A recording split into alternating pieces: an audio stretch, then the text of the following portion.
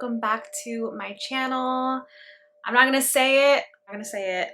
All I'm gonna say is that I have missed you guys, and I want to provide a little chit chat update, where I've been, where my head is at, because the last update was around 4 months ago, and I like to do these kinds of videos because I like to look back on them and reflect and just see where I was in that time of my life. So actually, right before I hopped on this video, I took a look at that video and I am in a completely different headspace than I was 4 months ago. So that actually makes me happy because there's definitely been some growth. So many things. First of all, Grayson is 14 months. I have a toddler. I just can't believe I don't have a baby anymore, and he's like this little person with this huge personality, and he's just running around and he's feisty and he's mean and he's adorable and so kind. It's just like so many things. He's walking. He started walking, I want to say, like a few weeks after his first birthday, which was in August. So I want to say like maybe 3 weeks after that, 2 to 3 weeks after that. And yeah, he's just running around. He's so big. He's a lot. He is a lot. Toddlerhood is definitely challenging, very challenging. So I'm trying to get the hang of things with that, but he's just so funny. Like, he gets pissed off over the smallest things. If I cut his apples a certain way, okay, he gets really mad. And yeah, anyways, he's talking a lot. He says a lot of words.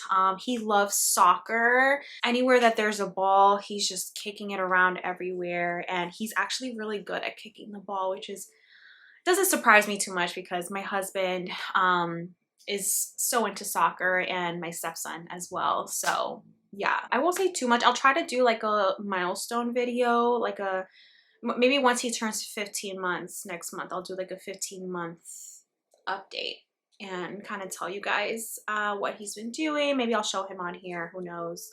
But yeah, so that's that. Then what else? So in that last update, I mentioned that I had PCOS. It's a kind of a long story, but I was misdiagnosed. I do not have PCOS, and I'm here to share a little bit about what happened and why I got misdiagnosed. So basically, just to kind of backtrack a little bit, back in March, I was feeling really off right after I stopped breastfeeding, pumping. I was feeling really off, kind of like, after you give birth, you have like the baby blues, kind of like that. It was like a drop in hormones. I just felt very, very, very off, and it didn't feel normal to me. So I found an OB that was recommended in a Facebook group in near where I live, and I let her know what was going on. She did an ultrasound. Did she do an ultrasound first? No.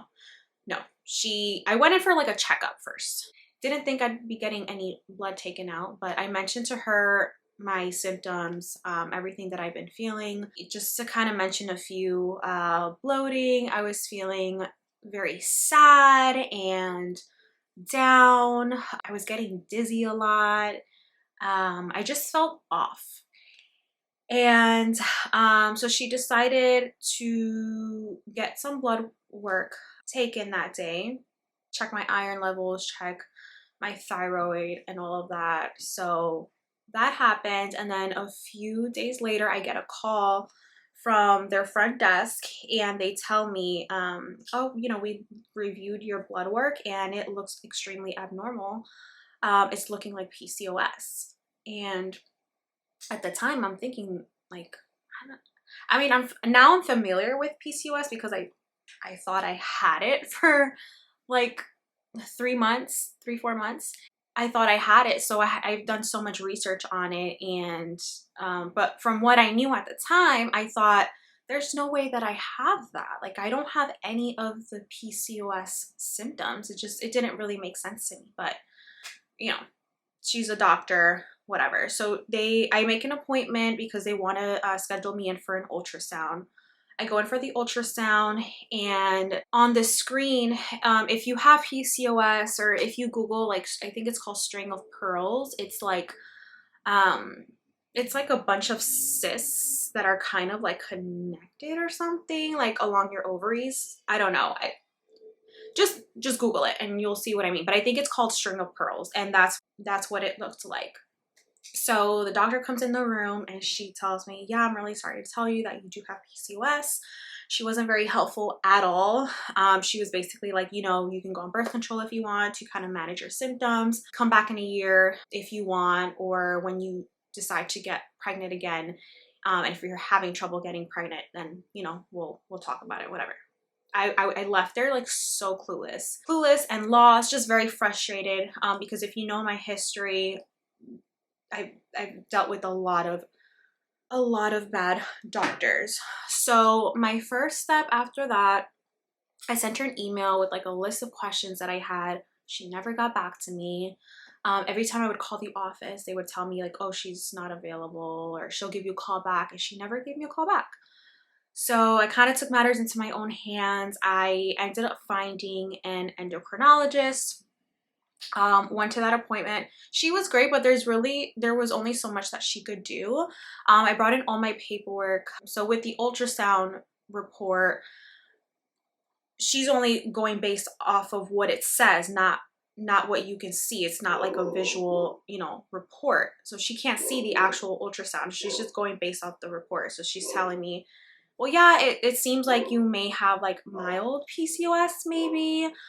Because she looked at my blood work and she was like, this isn't abnormal. Like, I don't know why she would say that to you. It looks like a normal blood panel. I could see where your insulin levels are slightly elevated, but it's normal, especially if you went in the morning and you didn't fast that day, which I didn't, because I didn't know that I was going to get blood taken out that day. So I wish they would have told me that. So yeah, like I left there, like it was a good appointment, but like I was still lost after that. So what I ended up doing, and this is something that the endocrinologist suggested, she gave me a list of supplements to take. She told me, you know, just focus on your diet right now, try to exercise more. So that's what I started doing. I completely changed my diet at the time. So mind you, this is from March till maybe May or early June. I can't even remember now. But yeah, I completely changed my diet. I thought I had a gluten allergy because for some reason I thought at the time, every time I would eat, and maybe I do have a gluten sensitivity, I don't know, but every time I would eat gluten, I would get the dizzy spells. So took out gluten out of my diet, started eating healthy, and I still wasn't seeing results. I started going to yoga a few times a week. That was a little bit helpful as far as like my stress levels, but I still needed answers. So back in 2021, you guys know that I had my dermoid cyst removal. I had a fantastic doctor. He's an OB and a surgeon. I gave him a call. And you know, this is something that I should have done a long time ago, because he like kind of knows my history with cysts and all. Like, why didn't I go to him? But anyways, finally I gave him a call and I went in, and again, he's looking at the reports and everything. He's like, this just doesn't seem, he's like, I don't think you have PCOS. This doesn't seem right. And I'm like, right, that's what I think. And he tells me, you know, first of all, this is like a regular blood blood panel. The doctor that misdiagnosed you, well, first of all, the doctor did misdiagnose you because you have to meet, I think, 2 out of X amount of symptoms to be diagnosed with PCOS. And he was like, based on the reports, like, first of all, your blood work, like she missed a bunch of markers that would indicate that you may have PCOS.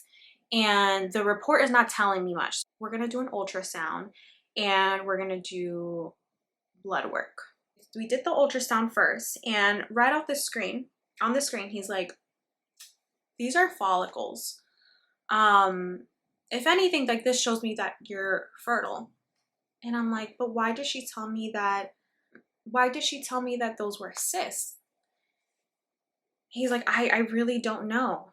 So I don't know if that's like a common thing. Like, can you mistake follicles for cysts? I don't know. But he was like, yeah, these are follicles. This was like perfectly normal. And then as far as the blood work, everything came back normal. So I do not have PCOS. But it does suck because I was convinced for a few months there that I had it, and it's just that doctor was so unprofessional, and I'm just so glad that I finally got answers to that.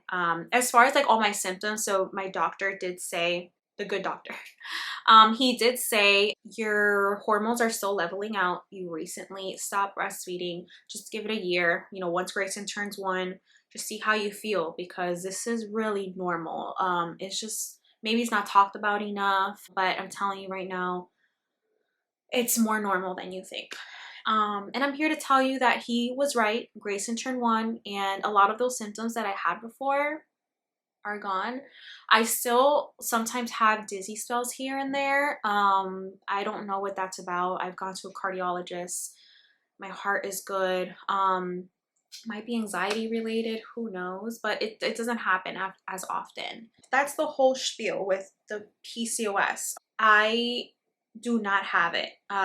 It does suck because I feel like such a phony, because I posted that video, you know, back in, I don't remember, 4 months ago, explaining how I had it, and I feel like such a phony because I know women that do have it and are struggling. So I'm sorry if I offended anyone on here.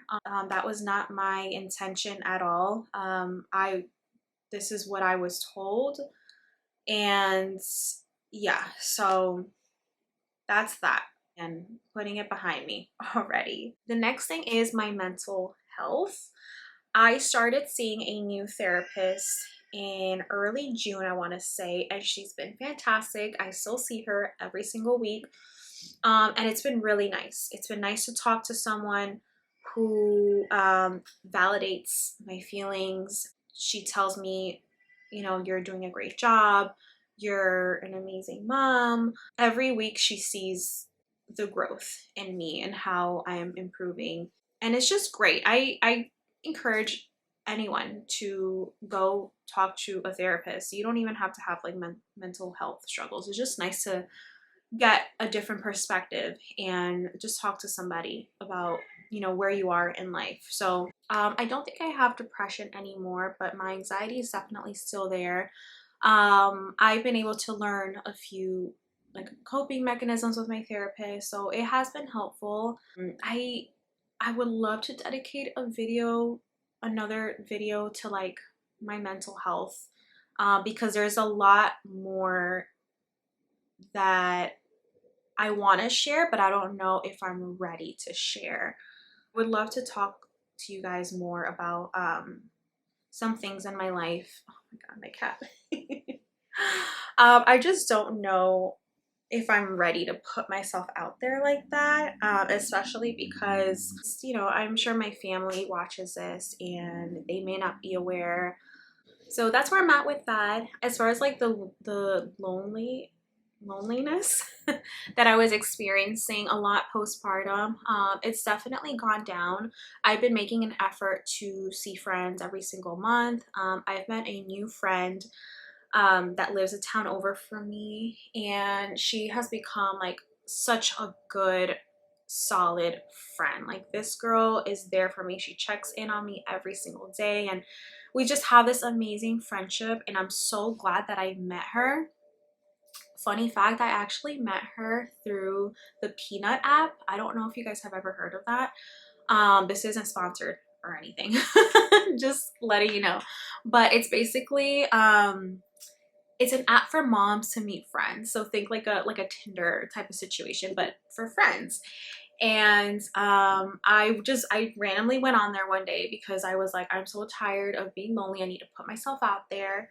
And saw the first message, and it was from her, and we met up, and we've been like inseparable ever since. So I met her in May, yeah, in May. And we go out for drinks, we meet up at Home Goods, we go to the park. She's been to my house, like my mom has met her, I've met her mom, and it's just been amazing. It's nice to have that kind of friendship. And like I said, with as far as like other friends, I've been trying to make an effort to meet up with them, spend more time with my family, because it's important, and I recognize that I need that.